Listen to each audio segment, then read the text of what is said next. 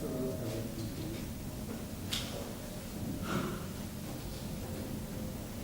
علیکم.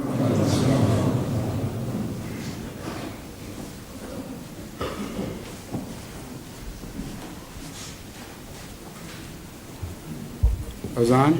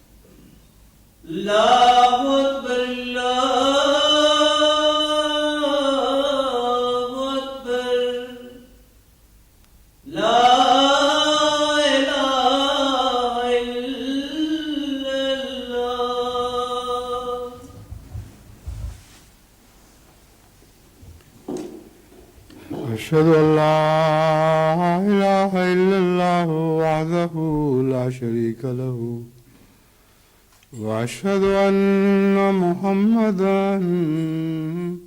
عبده ورسوله أما بعد فأعوذ بالله من الشيطان الرجيم بسم الله الرحمن الرحيم الحمد لله رب العالمين الرحمن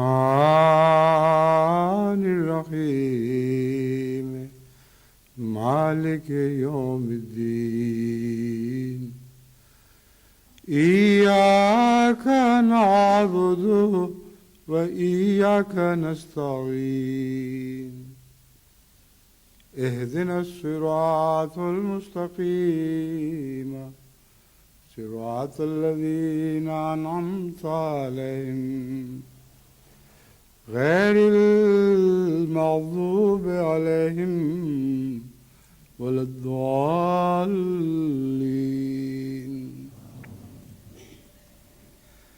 ومن أراد الآخرة وسعى لها سعيها وهو مؤمن فأولئك كان سعيهم مشكورا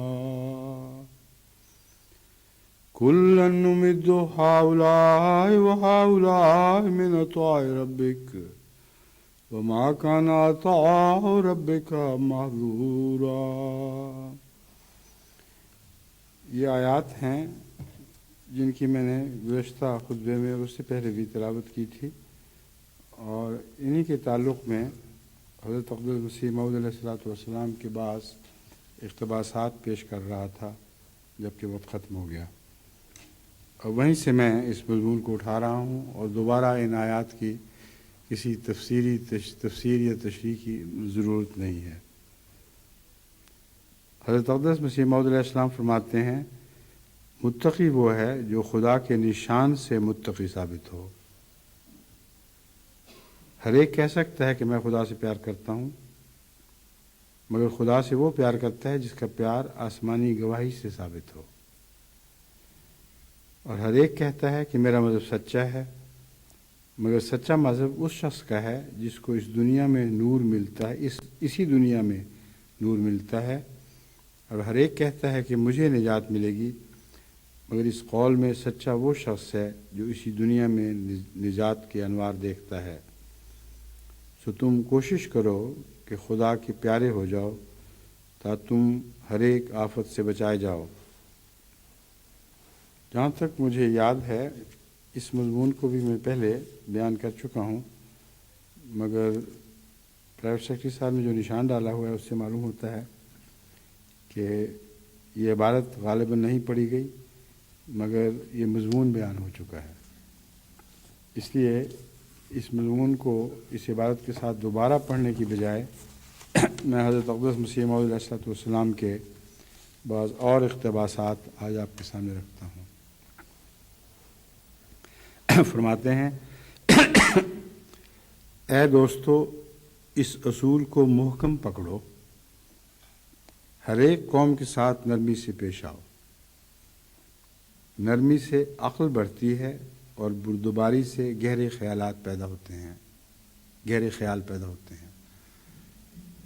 ये एक ऐसी कतई हकीकत है जिसको इंसान हर रोज़ अपनी ज़िंदगी में अपने नफ्स में डूब कर मालूम कर सकता है, लेकिन इतनी ज़ाहिर व बाहर हकीकत भी लोगों को मालूम नहीं है कि जब भी इंसान अपने तैश या जज्बात का ग़ुलाम बनता है तो अक्ल गदली हो जाती है, और हकीकी अक्ल उस वक्त नसीब होती है जब इंसान अपने जज्बात और गुस्सों से निजात पाकर उनसे बाला हो जाता है। गुस्सों और जज्बात से निजात का ये मतलब हरगिज़ नहीं कि गुस्सा आए ही नहीं या जज्बात पैदा ही ना हो। अगर गुस्से और जज्बात को इंसानी मामलात में से निकाल दिया जाए तो इंसानी मामलात चलते चलते ठहर जाएंगे, क्योंकि जज्बात में तमाम मोहब्बतें शामिल हैं और गुस्से में बहुत सी चीज़ों के दिफा शामिल हैं।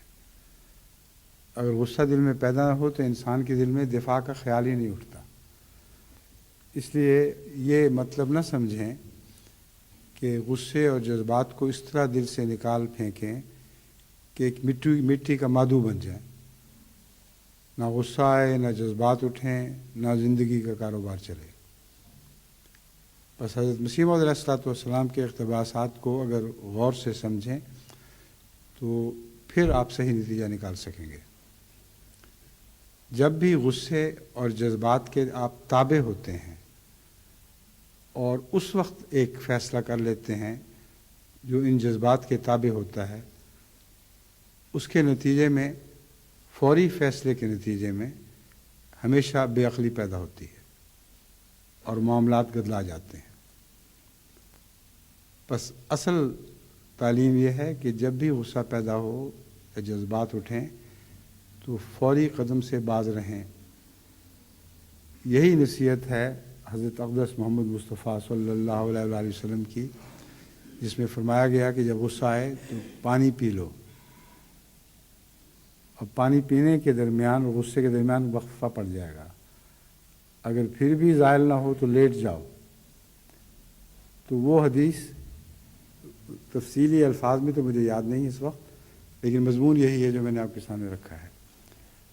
उस हदीस की हिकमत यह है कि जज्बात या गुस्सों के नतीजे में फौरी अमल ना किया करो, ठहर जाया करो, दिल में गौर किया करो।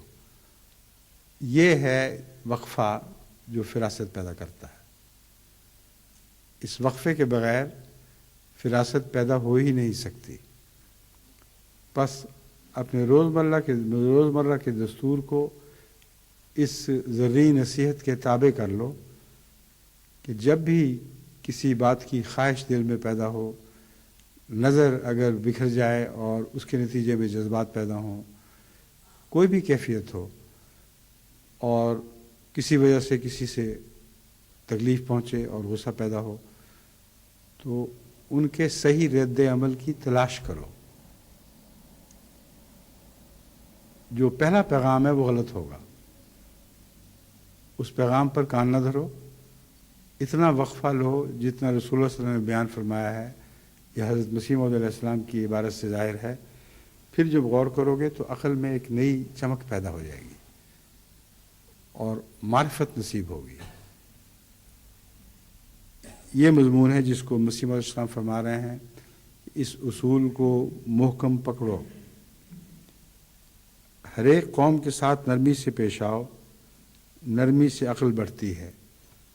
یہ نرمی سے پیش آنا اس غور و خوض کے بعد کی نرمی ہے جس کی طرف میں اشارہ کر رہا ہوں.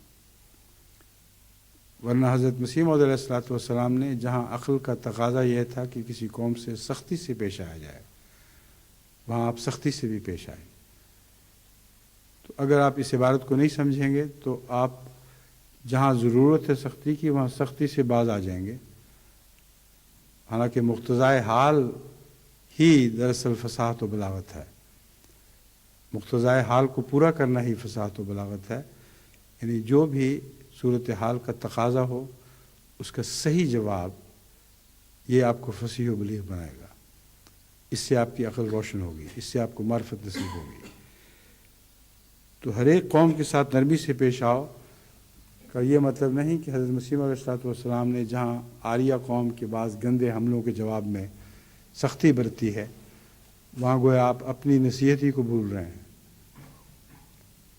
نرمی سے پیش آنے کے درمیان وہ حدیث والا وقفہ شامل ہے، تدبر اور غور اور فکر والا وقفہ شامل ہے.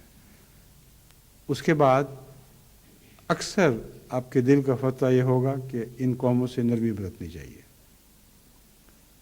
پھر جو نرمی برتیں گے وہ عقل اور معرفت کی نرمی ہوگی. نرمی سے عقل بڑھتی ہے اور بردباری سے گہرے خیالات پیدا ہوتے ہیں. جب یہ سوچنے کا موقع ملتا ہے تو انسان گہرے معاملات میں اترتا ہے، ان کی تہ تک پہنچتا ہے، پہچانتا ہے کہ عرفان کیا ہے اور سطحی باتیں کیا ہیں. جو شخص یہ طریق اختیار نہ کرے وہ ہم میں سے نہیں ہے. اب کشتی نوح میں جس طرح یہ عبارت ہے ہم میں سے نہیں ہے، یہ کتاب البریہ جلد 13 صفحہ 17 سے بھی جو عبارت لی گئی ہے اس میں بھی یہی الفاظ ہیں، وہ ہم میں سے نہیں ہے. مطلب یہ ہے کہ میں جس طرح کی جماعت چاہتا ہوں وہ اس قسم کی جماعت میں شامل نہیں ہے. اگر کوئی ہماری جماعت میں سے مخالفوں کی گالیوں اور سخت گوئی پر صبر نہ کر سکے تو اس کا اختیار ہے کہ عدالت کی روح سے چارہ جوئی کرے. اب جہاں تک انصاف کا تقاضا ہے وہ ساتھ بیان فرما دیا.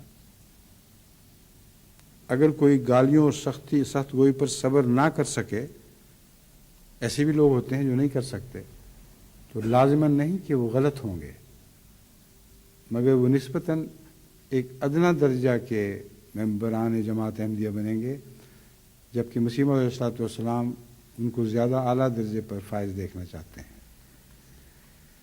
ہم میں سے نہیں کہتے ہی ساتھ ان کی برات بھی فرما دی. اگر کوئی ہماری جماعت میں سے مخالفوں کی گالیوں اور سخت گوئی پر صبر نہ کر سکے تو اس کا اختیار ہے کہ عدالت کی روح سے چارہ جوئی کرے. اس سے مراد بالکل واضح ہو گئی ہے کہ یہاں حضرت مسیح علیہ السلام اور رسول اللہ صلی اللہ علیہ وسلم کے خلاف بدگوئی مراد نہیں ہے، کیونکہ اس میں عدالتی چارہ جوئی کیسے کر سکتا ہے. بالکل ظاہر ہے کہ اس کے نفس پر حملہ کیا گیا ہے، اور نفس پر جو حملہ ہے اس میں عام اور بالا تعلیم یہی ہے کہ وہ بدلہ نہ اتارے. اگر وہ اپنے نفس پر حملے کو برداشت کر جائے اور نہ اتارے تو اس کی عقل لازماً تیز ہوگی اور اسے وہ معرفت نصیب ہوگی جس کی مسیح السلام بات فرما رہے ہیں. تو عدالتی چارہ جوئی نے اس بات کو خوب کھول دیا کہ جس لازمی صبر کی تعلیم دی جا رہی ہے وہ نفس کے خلاف صبر ہے. لیکن وہ مقامات جہاں مسیح علیہ السلام نے سختی فرمائی ہے وہ اپنے نفس کے خلاف نہیں تھے، وہ سارے وہ مقامات ہیں جو رسول اللہ صلی اللہ علیہ وآلہ وسلم پر حملے کے خلاف تھے، اور ان میں کسی عدالتی چارہ جوئی کا سوال ہی پیدا نہیں ہوتا تھا۔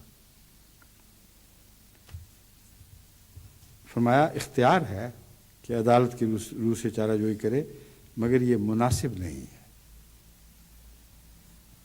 کہ سختی کے مقابل پر سختی کر کے کسی مفسدہ کو پیدا کرے۔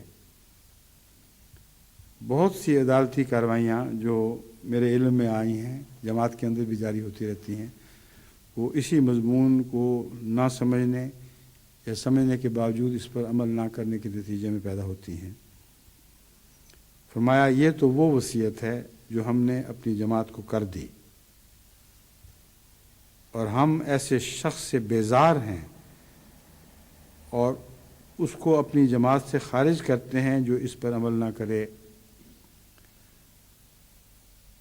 ایک طرف اس کا بنیادی حق بھی رکھ دیا، اس کو بھی کھول دیا، لیکن اگر ان باتوں کو سننے کے باوجود وہ اپنے حق استعمال کرنے پر زور دیتا ہے، تو مسیح السلام کا یہ مقصد ہے کہ اپنی وہ جماعت جو آپ کے تصور کی جماعت ہے، جو اعلیٰ درجے کے مخلصین کی جماعت ہے، جو حقیقت میں آپ کے فرما بردار ہیں، اگر اس گروہ میں وہ داخل ہونا چاہتا ہے تو پھر اس گروہ میں داخل نہیں ہو سکے گا۔ حق استعمال کرتا ہے تو کرے۔ ہم ایسے شخص سے بیزار ہیں اور اس کو اپنی جماعت سے خارج کرتے ہیں جو اس پر عمل نہ کرے۔ اب خارج کرنے کا مضمون بھی غور طلب ہے کہ حضرت اقدس مسیح موعود علیہ السلام نے ایسے افراد کو رسمی طور پر جماعت سے خارج نہیں کیا۔ اس لیے آج کوئی یہ نہیں کہہ سکتا کہ فلاں شخص یہ کرتا ہے اور فلاں شخص یہ کرتا ہے اور آپ نے اس کی جماعت سے خارج ہونے کا اعلان نہیں کیا۔ کب ان لوگوں کے جماعت سے خارج ہونے کا مسیح موعود نے اعلان فرمایا تھا؟ بس یہ خارج ہونا مانوی ہے، یہ خارج کرنے کی کوئی رسمی کارروائی نہیں، کیونکہ حضرت مسیح موعود علیہ السلام نے ایسے افراد کے خلاف کوئی رسمی کارروائی نہیں کی، جبکہ کثرت سے آپ کے بیانات اور ملفوظات اور تحریرات میں جماعت میں ایسے لوگوں کے رہنے کا ذکر ملتا ہے جو اس قسم کی بیہودہ حرکتیں کرتے ہیں اور مسیح علیہ السلام کی دل آزاری کے موجب بنتے ہیں۔ ان کو جماعت سے باہر کرنے کی کارروائی نہیں ہوئی۔ پھر یہاں باہر کا کیا مطلب ہے؟ وہی جو میں بیان کر رہا ہوں کہ عملاً خدا کے نزدیک وہ لوگ مسیح موعود کی پاک جماعت سے باہر شمار ہوں گے، اور یہ ایک بہت بڑا ایک خطرہ ہے جو اگر انسان سمجھ جائے تو لازماً اس خطرے سے بچنے کی کوشش کرے گا،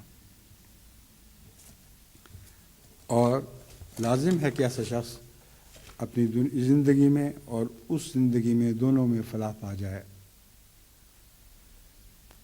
حضرت مسیح علیہ السلام کا ایک اقتباس الحکم جلد 32 مورخہ 10 مئی 1908 صفحہ 3 پر درج ہے۔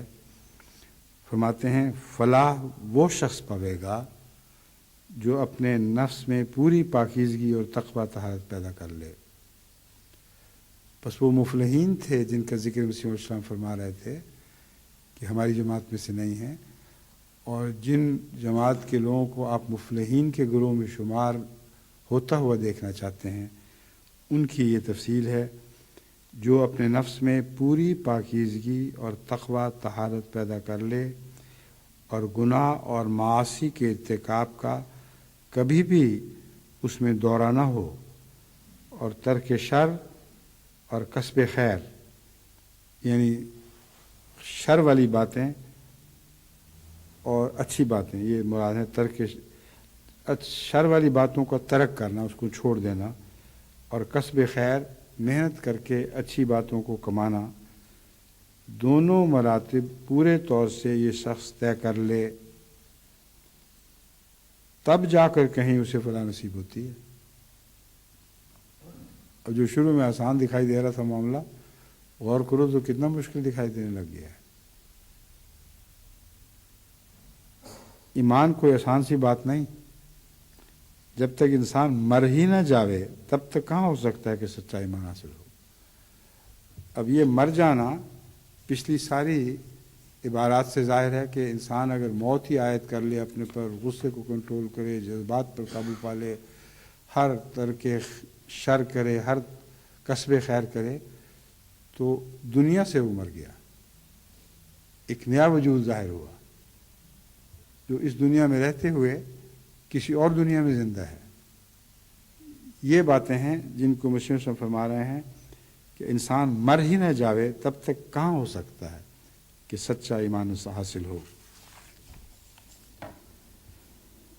بدر جلد 7 نمبر 19-30 مورخہ 24 مئی 1908 صفحہ 5-6 سے ایک اور عبارت بھی لی گئی ہے، کیا یہ اسی کی ہے؟ اگلے اور صفحے ہیں، اور وہ 10 مئی کی عبارت تھی۔ یہ جو عبارت پڑھنے لگا ہوں یہ 24 مئی کے الحق میں درج ہے۔ جب انسان محض اللہ تعالیٰ کے لیے اپنے جذبات کو روک لیتا ہے تو اس کا نتیجہ دین و دنیا میں کامیابی اور عزت ہے۔ فلاح 2 قسم کی ہے، تزکیہ نفس حسب ہدایت نبی کریم صلی اللہ علیہ وسلم کرنے سے آخرت میں بھی نجات ملتی ہے اور دنیا میں بھی آرام ملتا ہے۔ یہ تو ایک ایسی قطعی حقیقت ہے کہ ہر انسان روزمرہ کی زندگی میں اس کو پرکھ سکتا ہے۔ جب بھی کسی انسان کو دکھ پہنچنا ہو، خطرات درپیش ہوں، تو سوائے رسول اللہ علیہ وسلم کی پناہ کے جو الہی پناہ ہے اور کوئی پناہ اس کو نصیب نہیں ہو سکتی۔ جو معاملات وہ طے کرتا ہے غور کرے اور ٹھہرے اور سوچے کہ حضرت رسول اللہ صلی اللہ علیہ وآلہ وسلم ایسے موقعوں کے لیے کیا تعلیم دیتے ہیں، وہ تعلیم اس کی حفاظت کرے گی۔ اور اگر کوئی دکھ پہنچ بھی جائے تو اس دکھ کے بد اثر سے نجات کے لیے بھی وہی تعلیم ہے جو اثر انداز ہوگی۔ مجھے کل ایک فون ملا جس میں تھا کہ میرا بھائی، پیارا بھائی فوت ہو گیا، فلاں 2 چھوٹے چھوٹے بچے پیچھے چھوڑ دیے، فلاں عزیز فوت ہو گیا، فلاں عزیز فوت ہو گیا، اب میں کیا کروں؟ تو ان سے میں نے یہی عرض کیا کہ رسول اللہ صلی اللہ علیہ وسلم کی ہدایات کی پناہ میں آ جائیں، کیونکہ اس صدمے کو کم کرنے کے لیے جب تک حضرت اقدس محمد رسول اللہ کا تصور نہ باندھا جائے یہ صدمہ کم نہیں ہو سکتا، بلکہ بلائے جان بن جائے گا۔ اور بجائے اس کے کہ ان لوگوں کو آپ واپس بلا سکیں، آپ کو وہاں جانا ہوگا جہاں یہ لوگ پہنچ کر خوش ہیں، لیکن آپ خوش نہیں ہوں گی، کیونکہ جو آپ نے رویہ اختیار کیا ہے یہ رسول اللہ صلی اللہ علیہ وسلم کی ہدایات کے بالکل برعکس ہے۔ آپ کو کتنے بے شمار صدمے پہنچے ہیں، ہر صدمے کے موقع پر آپ اللہ کی پناہ میں آئے ہیں، اور یہ پناہ اس یقین سے ملتی ہے کہ یہ دنیا عارضی ہے اور اس دنیا میں ہم نے جانا ہی ہے۔ اس لیے ہر صدمے کے موقع پر سچا صبر اس دنیا میں جانے کا سفر آسان کر دیتا ہے، اور انسان یہاں رہتے ہوئے بھی ایک قسم کا بے تعلق ہو جاتا ہے، یعنی بے تعلق ان معنوں میں نہیں کہ دنیا کو بالکل تج کر دے اور چھوڑ دے، بلکہ بے تعلق ان معنوں میں ہو جاتا ہے کہ انسان اس کو اپنے ساتھ اپنے اندر بستا ہوا دیکھتا تو ہے، لیکن اس کے تصورات، اس کے خیالات ہمیشہ اللہ تعالیٰ کی طرف منتقل ہوتے رہتے ہیں، اور بنی نوع انسان سے حسن سلوک جاری رکھتا ہے، اس طرح نہیں کٹتا کہ الگ ہی ہو جائے۔ بس دنیا میں بھی کامیابی ہے اور آخرت میں بھی کامیابی ہے۔ فلاح 2 قسم کی ہے، تزکیہ نفس حسب ہدایت نبی کریم صلی اللہ علیہ وسلم کرنے سے آخرت میں بھی نجات ملتی ہے، دنیا میں بھی آرام ملتا ہے۔ پھر فرمایا گناہ خود ایک دکھ ہے، وہ بیمار ہیں جو گناہ میں لذات پاتے ہیں، بدی کا نتیجہ کبھی اچھا نہیں نکلتا۔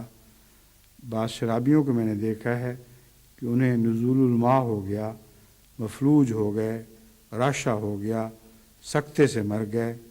خدا تعالیٰ جو ایسی بدیوں سے روکتا ہے تو لوگوں کے بھلے کے لیے، جیسے ڈاکٹر اگر کسی مریض کو، کسی بیمار کو پرہیز بتاتا ہے تو اس میں بیمار کا فائدہ ہے، نہ کہ ڈاکٹر کا۔ بس یہ ساری نصیحتیں جو آپ کو کی جاتی ہیں، یہ حضرت صلی اللہ علیہ وآلہ وسلم کی نصائح حضرت مسیح موعود علیہ السلام کے الفاظ میں آپ سنتے ہیں، تو اس میں حضرت اقدس مسیح موعود یا حضرت اقدس محمد رسول اللہ صلی اللہ علیہ وسلم کا کوئی بھی ذاتی فائدہ نہیں ہے۔ آپ کا فائدہ ہے، اگر اس نسخے پر عمل کریں یا ان نسخوں پر عمل کریں تو آپ کو فائدہ پہنچے گا۔ لیکن عام تیماردار اور ان روحانی تیمارداروں کے درمیان ایک فرق بھی ہے۔ یہ تو حضرت مسیح صاحب نے دنیا کے تیماردار کا حوالہ دیا ہے کہ اگر ایسا شخص طبیب کی بات نہیں مانتا تو طبیب کو کوئی نقصان نہیں پہنچے گا، تمہیں نقصان پہنچے گا۔ مگر خدا کے بندے، حقیقی بندے جو نبوت کے مقام پر فائز ہوتے ہیں، ان کو ذاتی نقصان کا احساس ضرور ہوتا ہے، طبیب کو ہو یا نہ ہو، کیونکہ جب بھی وہ کسی خدا کے بندے کو ضائع ہوتے دیکھتے ہیں تو تکلیف پہنچتی ہے۔ اس لیے یہ نقصان تو ضرور ان کو پہنچتا ہے جو عام دنیا کے طبیب کو اکثر نہیں پہنچتا۔ بس فلاح جسمانی روحانی پانی ہے، آسمان سے اترنے والا ایک پانی ہے جس کو میں فلاح جسمانی بھی قرار دیتا ہوں، یعنی مسلم قرار دیتے ہیں۔ تم ان تمام آفات و مناہیات سے پرہیز کرو، نفس کو بے قید نہ کرو کہ تم پر عذاب نہ آ جائے۔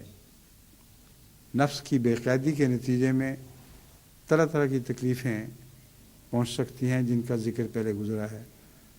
ہر قسم کی ایسی عادات جو مضر صحت ہیں، وہ اگر ان کو کھلی ڈھیل دی جائے تو عجب نہیں کہ وہ ان نتائج، بد نتائج کو پیدا کریں۔ اللہ تعالیٰ نے کمال رحمت سے سب دکھوں سے بچنے کی راہ بتا دی۔ اب کوئی ان دکھوں سے، ان گناہوں سے، ان گناہوں سے نہ بچے تو اسلام پر اعتراض نہیں ہو سکتا۔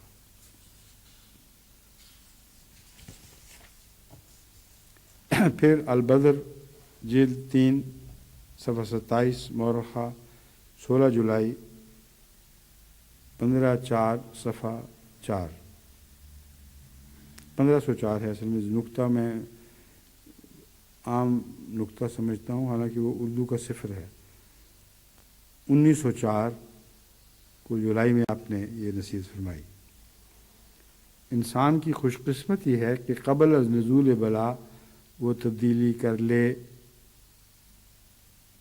لیکن اگر کوئی تبدیلی نہیں کرتا اور اس کی نظر اسباب اور مکر و حیلے پر ہے تو سوائے اس کے کہ وہ اپنے ساتھ گھر بھر کو تباہ کر دے اور کیا انجام بھوگ سکتا ہے۔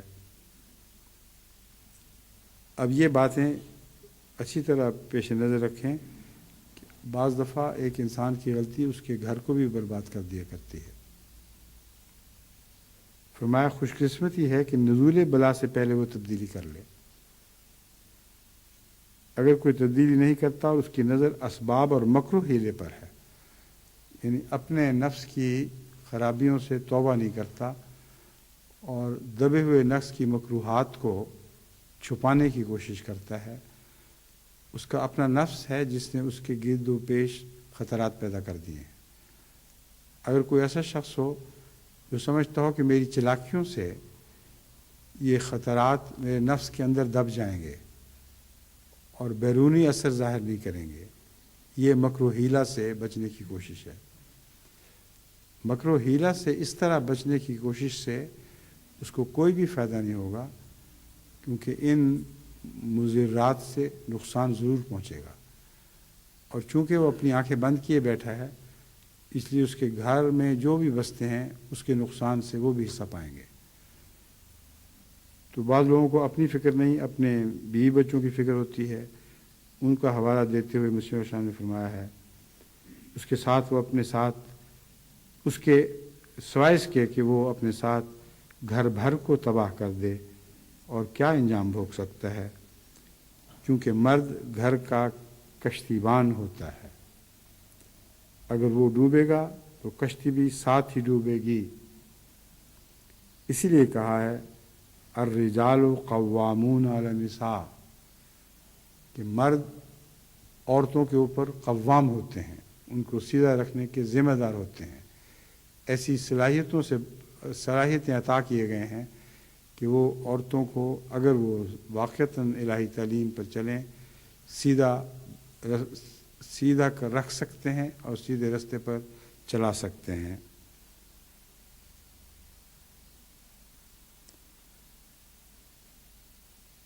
اسی کی دستگاری کے ساتھ اس کے اہل و عیال کی رستگاری ہے، اسی کی رستگاری کے ساتھ اس کے اہل و عیال کی رستگاری ہے۔ اگر اللہ تعالیٰ آزادی کے بھلائی کے سامان پیدا نہ کرے تو اس کے اہل و عیال کی بھلائی کے سامان بھی پیدا نہیں ہو سکتے۔ لا یخاف عقباہا سے ظاہر ہے کہ خدا تعالیٰ کو ان کے پسماندوں کی کوئی پرواہ نہیں، اس وقت اس کی بے نیازی کام کرتی ہے۔ لا یخاف عقباہا نے یہ فرمایا کہ خدا تعالیٰ کو گویا ان کی ہلاکت کی کوئی بھی پرواہ نہیں۔ یہاں بھی جو اس آیت کا سیاق و سباق جانتے ہیں وہ جانتے ہیں کہ لا یخاف عقباہا ان نفوس کے متعلق فرمایا گیا ہے جو اپنے نفس کو اندر دھکیلتے نیچے اتارتے ہیں اور دبا کر ان کی بدی سے بچنے کی کوشش اس طرح کرتے ہیں کہ وہ بالکل اندر دب جائے اور اس کا کوئی شر بھی باہر نہ نکلے۔ حالانکہ نفس کو جتنا چاہیں دبائیں اس کی خیر بھی باہر نکلتی ہے، اس کا شر بھی باہر نکلتا ہے۔ تو حضرت اقدس مسیح موعود علیہ الصلوۃ والسلام نے لا یخاف عقباہا کی آیت کی طرف اشارہ فرما دیا، جس کا مطلب یہ ہے کہ وہ لوگ اپنی شرارتوں، اپنی کینوں، اپنی گندگیوں کو اندر دبا کر ان کے شر کے پھیلنے سے بچنے کی کوشش کرتے ہیں۔ ایسا کبھی نہیں ہوگا، وہ شر ضرور پھیلے گا اور ان کے لیے نقصان کا موجب بنے گا۔ الحکم جلد 6 نمبر 39 صفحہ 10 مورخہ 26 اکتوبر 1903 یا 1902 غالباً ہے۔ اس میں درج ہے خدا تعالیٰ نے ایک خاص قانون اپنے برگزیدوں اور راست بازوں کے لیے رکھا ہوا ہے۔ وہ ایسا ٹیکہ ہے کہ اس میں نہ نشتر کی ضرورت ہے نہ اس میں تپ آتا ہے۔ جب اس کی شرائط کو پورا کرنے والا ہو، نہ اس میں تپ آتا ہے جب کوئی اس کی شرائط کو پورا کرنے والا ہو، تو وہ خدا کے سایہ میں آ جاتا ہے۔ تم اسے اختیار کرو تا تم ضائع نہ ہو۔ ہر شخص جو اس کو سمجھے وہ دوسرے کو سمجھا دے۔ اب بلاؤں اور وباؤں سے بچنے کے لیے دنیا میں ٹیکوں کا رواج ہے، اور ٹیکے خود بھی اپنی ذات میں نقصان پہنچانے والے ہوتے ہیں۔ نشتر لگتا ہے، سوئی چبھتی ہے اور انسان تکلیف محسوس ہوتا ہے، پھر اس کے بعد تپ آ جایا کرتا ہے۔ اکثر ٹائیفائڈ کے ٹیکے لگانے والے بڑی مصیبت سے گزرتے ہیں۔ بعض بار چیچک کے ٹیکہ بگڑے تو اس سے بھی بہت تکلیف پہنچتی ہے۔ تو فرمایا میں ایک ایسے ٹیکے کی بات کر رہا ہوں جو کوئی بھی تکلیف تمہیں نہیں پہنچائے گا، نہ نشتر لگے گا نہ تپ آئے گا۔ تم اسے اختیار کرو تا تم ضائع نہ ہو۔ ہر شخص جو اس کو سمجھے وہ دوسرے کو سمجھا دے اور حاضر غائب کو پہنچا دے تاکہ کوئی دھوکہ نہ کھائے۔ یہ وہ نصیحت ہے جس کو اب ہمیں عام کرنے کی ضرورت ہے۔ جو حاضر ہیں، جو سن رہے ہیں، وہ غائبوں تک ان باتوں کو کرنا شروع کر دیں۔ محض اپنے دل کی حدود تک نہ رکھیں بلکہ زبان سے نکالیں اور ارد گرد ماحول کو یہ نصیحت کریں جو مسیح علیہ السلام نے فرمائی ہے۔ یاد رکھو محض اسم نویسی سے کوئی جماعت میں داخل نہیں جب تک وہ حقیقت کو اپنے اندر پیدا نہ کرے۔ آپس میں محبت کرو، इतलाफ़ हकूक़ न करो और खुदा की राह में दीवाने की तरह हो जाओ ताकि तुम पर फजल करे, ताकि खुदा तुम पर फजल करे, उससे कुछ बाहर नहीं है। वो जो टीका है वो ये टीका है जिसकी बात अब हज़रत मसीह फरमा रहे हैं। फरमाते हैं तुम्हारा नाम मेरी जमात में लिखा जाए तो ये इस्म नवीसी है। जैसे बैत के फार्मों पे नाम लिखे जाते हैं, जमात की फहरिस्तों में अस्मा लिखे जाते हैं। फरमाया ये तो इस्म नवीसी है, इससे कोई जमात में दाखिल नहीं। ये ख्याल कर लेना कि तजनीद की फहरिस्तों में हमारा नाम है तो ये समझ लेना कि चूँकि तजनीद में नाम है इसलिए हम जमात में दाखिल हैं। मैं ये गलत बात है। इसको नाम लिखना कहते हैं, बस इससे ज़्यादा इसकी कोई हकीकत नहीं। हाँ, जब तक वो हकीकत को अपने अंदर पैदा ना करे। इस्म नवीसी के बाद जो अहमदिया जमात की हकीकत है जिसे मसीह मौऊद अलैहिस्सलाम खोल खोल कर बयान फरमाते हैं, उस हकीकत को अपने अंदर जब तक पैदा ना करे इस इस्म नवीसी का कोई फ़ायदा नहीं। ये हकीकत क्या है? आपस में मोहब्बत करो, इतलाफ़ हकूक़ न करो। आपस में मोहब्बत करो और इतलाफ़ हकूक़ ना करो। एक ही चीज़ के दो पहलू हैं। जिससे आपको प्यार हो उसका हक तलफ तो नहीं किया करते। कभी माओं को देखा है कि बच्चों के हकूक़ तलफ कर रही हों? जाहिल ही होंगी वो माएँ जो बच्चे के मुंह का लुक़मा छीन कर खुद खा जाएं। जो बच्चे का हक है वो बच्चे को देती हैं, बल्कि अपने मुंह का लुक़मा छोड़कर बच्चे के मुंह में डाल देती हैं।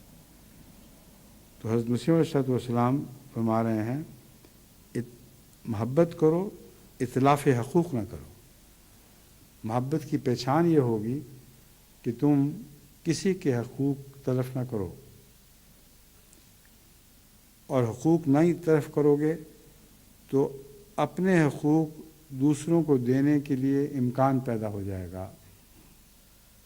हकूक़ ना तलफ करना मोहब्बत का पहला तकाज़ा है, लेकिन अपने हकूक़ तलफ करना मोहब्बत का दूसरा तकाज़ा है। बस इन दोनों पहलुओं से हज़रत अक़दस मसीह मौऊद अलैहिस्सलाम की इस हदायत को समझें। दूसरों से मोहब्बत करें, यानी उनके हकूक़ तलफ न करें, और उनकी खातिर अपने हकूक़ तलफ करें। ये तो एक दीवानगी सी बात है कि इंसान किसी के हकूक़ तलफ ना करे, वो तो ठीक हो गया, अपने हकूक़ क्यों तलफ करे? फरमाया खुदा की राह में दीवाने की तरह हो जाओ। ये तभी मुमकिन है कि अगर आप अल्लाह की मोहब्बत की वजह से दीवाना से बन जाएं, और ये बज़ाहिर दीवानगी की बातें हैं।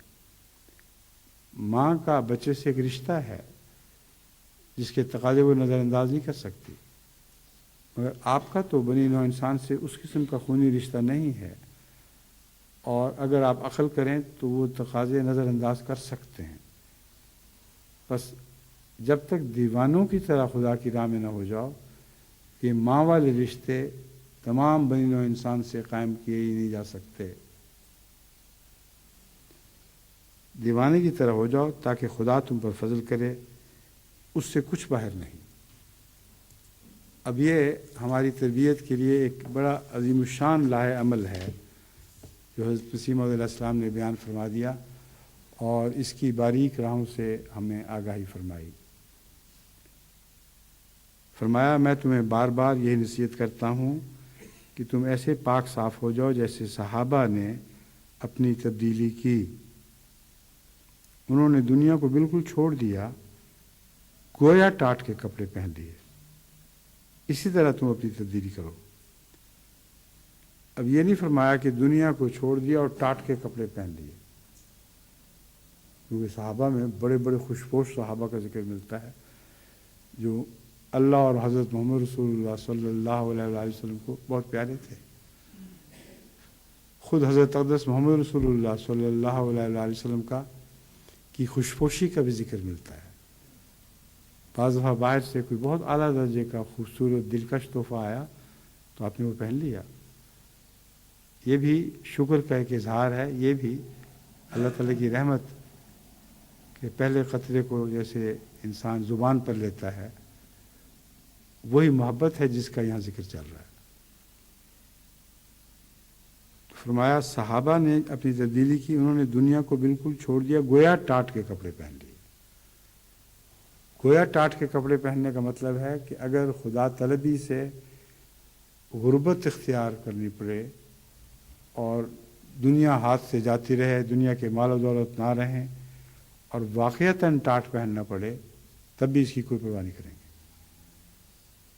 ٹاٹ پہننے کے لیے اپنے آپ کو ذہنی طور پر اور قلبی طور پر تیار رکھنا، یہ مضمون ہے جو یہاں بیان ہو رہا ہے۔ اگر آپ تیار رکھیں گے تو گویا ٹاٹ کے کپڑے پہن لیے۔ خدا کے نزدیک وہ قربانی جو آپ سے لی نہیں گئی لیکن ذہنی طور پر آپ تیار ہیں، وہ اللہ کے نزدیک وہی ایسی ہے جیسے وہ ہو گئی۔ اور اکثر اللہ تعالیٰ کا اپنے بندوں سے یہی سلوک ہوتا ہے، مطالبے کرتا ہے یہ کرو وہ کرو، جو بہت سخت بھی ہوتے ہیں، نرم بھی ہوتے ہیں، لیکن جو قلبی طور پر تیار ہو جائے کہ میں ان مطالبوں کو بالآخر پورا کروں گا، اللہ کے ہاں وہ ایسا ہی لکھا جاتا ہے جیسے اس نے وہ مطالبے پورے کر دیے۔ بس ٹاٹ کے کپڑوں کے تعلق میں آپ کو اپنے سوٹ اور گاؤن بدلنے کی ضرورت نہیں ہے، یعنی کہ سب اتار کے پھینک دیں اور واقعتاً ٹاٹ کی سلائیاں شروع کر دیں۔ ہاں یہ ارادہ رکھیں اور اس میں پختہ ہوں، اس میں نیت بالکل پاک اور صاف ہو کہ خدا کی قسم اگر اس کی خاطر ہمیں ان تمام خوبصورت لباسوں کو آگ میں جھونکنا پڑے تو ہم جھونک دیں گے۔ تن ڈھانکنا ہے تو ٹاٹ سے ڈھانک لیں گے، کیونکہ تن تو بہرحال ڈھانکنا ہے، لیکن اللہ کی رضا کو نظر انداز نہیں کریں گے۔ اس چھوٹے سے خوبصورت فکرے میں یہ سارا مضمون بیان فرما دیا گیا۔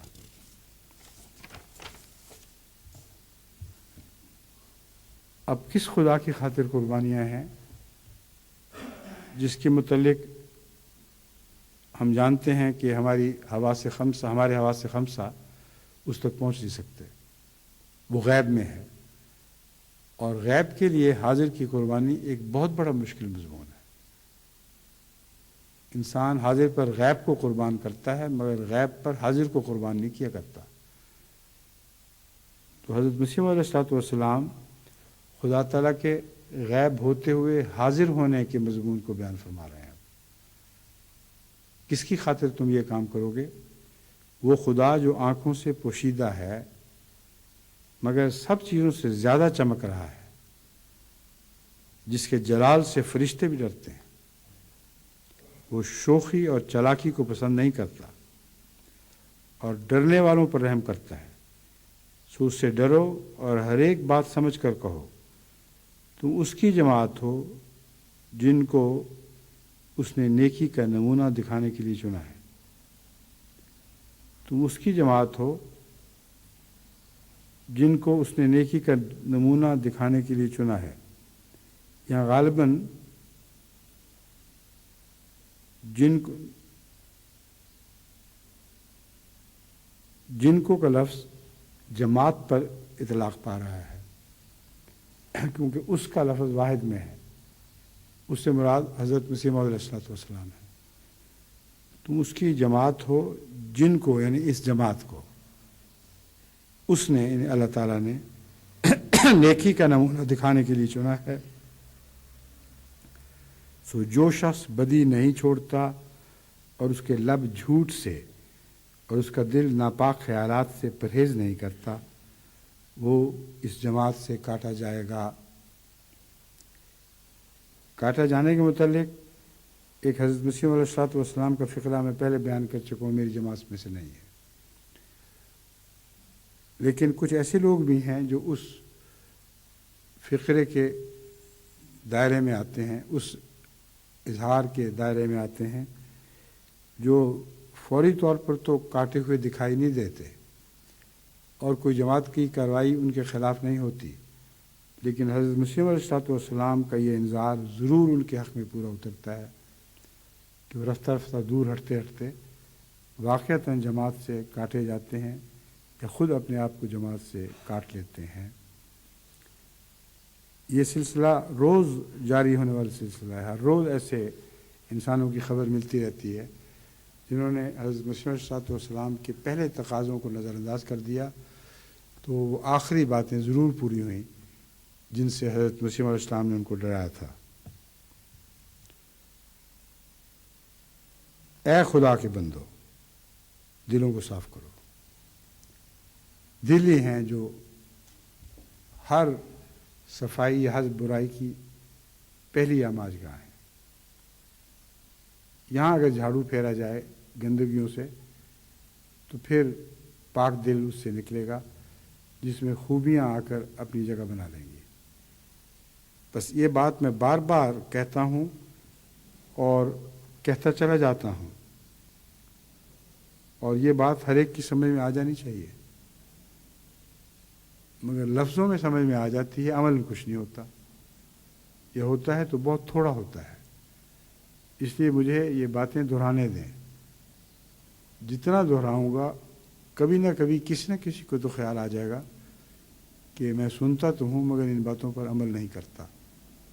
इसलिए इस दोहराने में फ़ायदा है। फ़ज़क्किर नफ़ात ज़िक्रा का यही मज़मून है। फरमाया, ए खुदा के बंदो, दिलों को साफ़ करो और अपने अंदरूनों को धो डालो। जैसे बाज़ दफ़ा बाज़ औरतों को जुनून होता है, वो हर वक्त घर के अंदर धोती रहती हैं और अपना अंदर नहीं धोती। फरमाया, अपने अंदरूनों को धो डालो। तुम निफाक और दो रंगी से हर एक को राज़ी कर सकते हो मगर खुदा को। दिखावे की ज़िंदगी, बाहर की सफाई, अंदरूने को भूल जाना, इससे हो सकता है तुम हर एक को राज़ी कर लो और वो तुम्हें और तुम्हारे घर को बहुत शफाफ और चमकता हुआ देखे। सबको कर सकोगे मगर खुदा को नहीं। खुदा को इस खसलत से गज़ब में लाओगे। अब दुनिया राज़ी हो रही है और बहुत खुश हो रही है, बहुत अच्छा आदमी, बहुत अच्छी औरत, इतना इतना साफ़ सुथरा आदमी, इतनी साफ़ सुथरी औरत, घर पाक और साफ़। और यही बात जो तुम्हारी मदह का मूजब बन रही है दुनिया में, खुदा के गज़ब को भड़काने का मूजब बन रही है। खुदा को इस खसलत से गज़ब में लाओगे। अपनी जानों पर रहम करो और अपनी ज़ुर्रियत को हलाकत से बचाओ। कभी मुमकिन ही नहीं कि खुदा तुमसे राज़ी हो हमारा, हालांकि तुम्हारे दिल में उससे ज़्यादा कोई और अजीज़ भी है। वही टाट के कपड़ों वाली बात कि दिल में अगर कोई और अजीज़ है तो जब इब्तला में पड़ोगे तो वो अजीज़ खुदा पर गालिब आ जाएगा। अगर दिल में कोई और अजीज़ है से मुराद ये नहीं है कि कोई और प्यारा है। बेशुमार प्यारे होंगे, बेशुमार दिल में अजीज़ होंगे, मगर खुदा के मुकाबले पर अगर कोई दिल में अजीज़ है तब तुम खुदा की नज़र में प्यारे नहीं हो सकते। उसकी राह में फ़िदा हो जाओ और उसके लिए महव हो जाओ और हमतन उसके हो जाओ। उसकी राह में फ़िदा हो जाओ, उसके लिए महव हो जाओ और हमतन उसके हो जाओ। ये सारे इश्क के मनाजिर हैं जो हज़रत मसीह मौऊद अलैहिस्सलाम खोल रहे हैं। अब एक लंबी तहरीर है जो इस लिहाज से बहुत दिलचस्प है कि चलते चलते ऑस्ट्रेलिया के एक सयाह से बातें करते हुए उसको नसीहतें फरमाई जा रही हैं। सुबह सैर के वक्त मसीह मौऊद अलैहिस्सलाम जब रवाना हुए तो ऑस्ट्रेलिया से आया हुआ एक सयाह था, वो भी साथ चल पड़ा या उसे दावत दे दी गई होगी। और दौरान सैर जो गुफ्तगू हुई है उससे, ये दूसरे साथियों ने, सुनने वालों ने बाद में फ़ौरन कलम बंद कर ली। बस ये गुफ्तगू इन अल्फाज में है دیکھو اگر کوئی شخص کسی حاکم کے سامنے کھڑا ہو، یعنی اس آسٹریلین سیاح سے فرما رہے ہیں، دیکھو اگر کوئی شخص کسی حاکم کے سامنے کھڑا ہو اور اس کا کچھ اسباب متفرق طور پر پڑا ہو تو یہ کبھی جرأت نہیں کرے گا کہ اسباب کا کوئی حصہ چرا لے، خواہ چوری کے کیسے ہی قوی محرک ہوں۔ مالک سامنے کھڑا ہو تو اس کا اسباب بکھرا پڑا ہو، یہ عموماً سیاح کے اوپر اطلاق ہونے والی بات ہے، کیونکہ کسی کے گھر میں تو سامان نہیں بکھرا ہوتا، یا وہ سفر پر روزانہ اور روانہ ہونے والا ہے، یہ سفر سے آیا ہے، تو اس سیاح کو مخاطب کر کے یہ فقرہ دیکھیں کتنا پیارا اور کتنا اس کی صورتحال پر اطلاق پانے والا ہے، جس کو وہ اپنے تجربے سے خود سمجھ سکتا ہے۔ اس کا اسباب متفرق طور پر پڑا ہو تو یہ شخص کبھی جرأت نہیں کرے گا کہ اسباب کا کوئی حصہ چرا لے، خواہ چوری کے کیسے ہی قوی محرک ہوں اور کیسا ہی بد عادت کا مبتلا ہو، یہ ہو ہی نہیں سکتا، اس کی نظر میں ہو اور اس کو چرا لے۔ مگر اس وقت اس کی ساری قوتوں اور طاقتوں پر ایک موت وارد ہو جائے گی۔ مرنا، جس کا ذکر پہلے گزر چکا ہے، اسی کی تشریح ہے کہ مرنے سے یہ مراد نہیں ہے کہ بالکل ہی مر مٹو، مرنے سے یہ مراد ہے کہ حاکم وقت یعنی اللہ تعالیٰ کی نظر میں ہوتے ہوئے ایسی ضرورت نہ کرو کہ گویا اس کا سامان چرا رہے ہو، اور خدا کی مرضی کے خلاف عمل کی جسارت میں تمہارے اوپر ایک موت طاری ہو جائے، جیسے وہ بدکار، چور، اچکا مردے کی طرح کھڑا رہے گا، مجال ہے اس کی جو ہاتھ بڑھا کر مالک کی نظر میں رہتے ہوئے اس کا کوئی سامان چرائے۔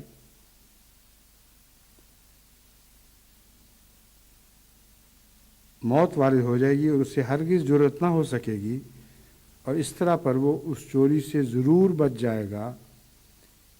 اس طرح پر ہر قسم کے خطا کاروں اور شریروں کا حال ہے کہ جب انہیں ایسی قوت کا پورا علم ہو جاتا ہے جو ان کی شرارت پر سزا دینے کے لیے قادر ہے تو وہ جذبات ان کے دب جاتے ہیں۔ یہی سچا طریق گناہ سے بچنے کا ہے۔ اب اگر کوئی معصوم بچی اکیلی جا رہی ہو، اندھیرا ہو، کوئی دیکھ نہ رہا ہو، ایک بدبخت اس پر ہاتھ اٹھانے کی جسارت کر سکتا ہے، مگر اگر ایک قوی ہیکل مضبوط مرد اس کے ساتھ چل رہا ہو جس کے مقابل پر اس کی کوئی حیثیت نہ ہو تو اتنی شرافت سے وہ نظر نیچے کر کے گزرے گا کہ قوی ہیکل انسان کو وہم بھی نہیں ہوگا کہ اس کا کوئی بد ارادہ ہے، نہایت مسکین بن جائے گا، چال میں نرمی آ جائے گی، ذرا بچ کے پہلو بچا کے جائے گا۔ وہ لطیفہ میں نے اردو کلاس میں تو بتایا تھا، لیکن یہاں پتہ نہیں سنایا ہے کہ نہیں۔ ایک شخص نے اوپر سے اپنی منزل سے، اوپر کی منزل سے کچھ نیچے کیچڑ پھینک دیا، ایک گزرتے ہوئے آدمی کے اوپر جا پڑا، اس نے بڑے غصے سے للکار کے کہا، او بدبخت، دیکھتا نہیں کون نیچے جا رہا ہے، تیری یہ مجال کہ مجھ پر کیچڑ پھینکا ہے تم نے، آنا بتا باہر، میں تیرا حال کروں کچھ۔ اوپر سے جو آدمی اترا وہ بڑا قوی ہیکل مضبوط پہلوان، اس کی آنکھوں سے شرارے نکل رہے تھے، تو اس کو دیکھتے ہی کہا، فرمائیے آپ نے پھینکا تھا نا؟ یہ عاجز بندہ حاضر ہے، کچھ اور بھی پھینکے اور بھی لطف اٹھائیں۔ اب یہ جو رویہ ہے یہ قوی ہیکل کو دیکھنے کے بعد پیدا ہوا ہے۔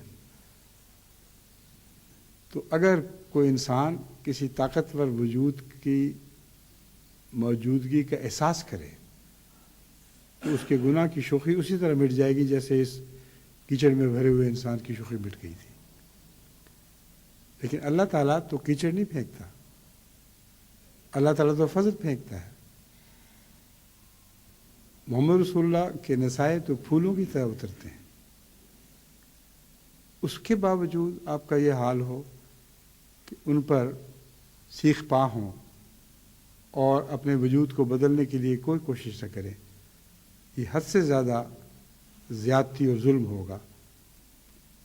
یہ پھول ہیں جن کو آپ کو چننا ہے، وہ کانٹے ہیں جن سے بچانے کے لیے نصائح کی جاتی ہیں، اس لیے اپنی بھلائی کا راستہ اختیار کریں، خود آپ کا بھلا ہوگا۔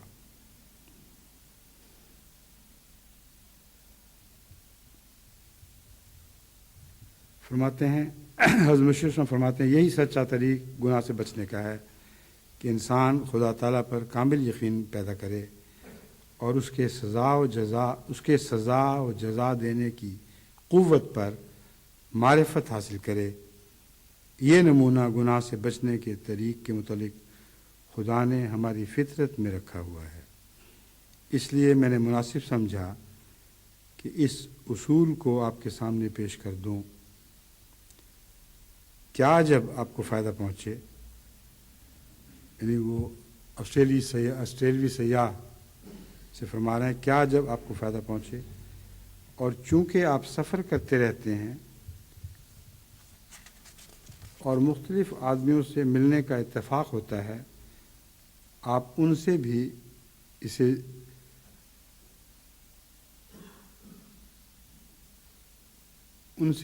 ذکر بھی کر سکتے ہیں۔ غالباً فکرہ میں کچھ سننے والے نے صحیح نہیں سمجھا، ان سے بھی اسے ذکر کر سکتے ہیں۔ بھی 2 دفعہ استعمال ہوا ہے۔ فرمایا کہ جس طرح پہلے نصیحت تھی کہ جو میری نصیحتوں کو سنے آگے پہنچائے، تو مسافر کے اسباب کے پھیلنے کی طرح اس کے سامنے ایک بات رکھی اور اس سے ایک مضمون نصیحت کا نکالا، اور پھر فرمایا کہ آپ چونکہ مسافر ہیں اور اکثر پھرتے رہتے ہیں، اس لیے میں نے سوچا کہ آپ کے سامنے یہ بات پیش کروں تاکہ آپ آئندہ دنیا میں جہاں بھی سفر کریں اس نصیحت کو آگے چلاتے رہیں۔ یہ میری طرف سے آپ کو ایک تحفہ ہے اور میں ایسے تحفے دے سکتا ہوں۔ جانے والے کو اچھی نصیحت سے بہتر کوئی تحفہ نہیں دیا جا سکتا جو اس کا راد راہ بن جائے۔ فرمایا یہ میری طرف سے آپ کو ایک تحفہ ہے اور میں ایسے تحفے دے سکتا ہوں۔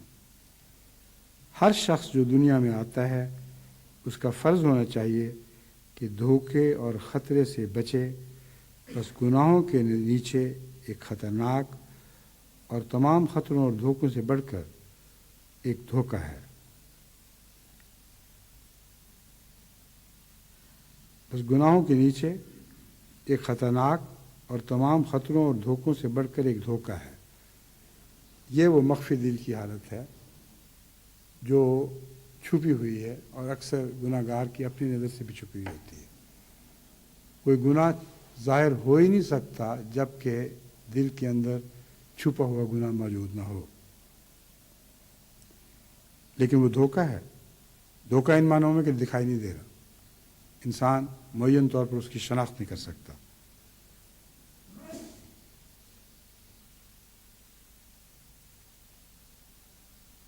میں آگاہ کرتا ہوں کہ اس سے بچنا چاہیے اور یہ بھی بتاتا ہوں کہ کیوں کر بچنا چاہیے۔ اب چونکہ وقت ہو گیا ہے اس لیے کیوں کر بچنا چاہیے پہ پریسٹی صاحب نشان ڈال لیں، ٹھیک ہے؟ میں بتاتا ہوں کہ کیوں کر بچنا چاہیے، ابھی نشان ڈال لیں تاکہ آئندہ پھر دھوکہ نہ ہو، اور جو اقتباسات پڑھے جا چکے ہیں ان کو ان کی تھیلی الگ کر دیں، ٹھیک ہے؟ جزاک اللہ۔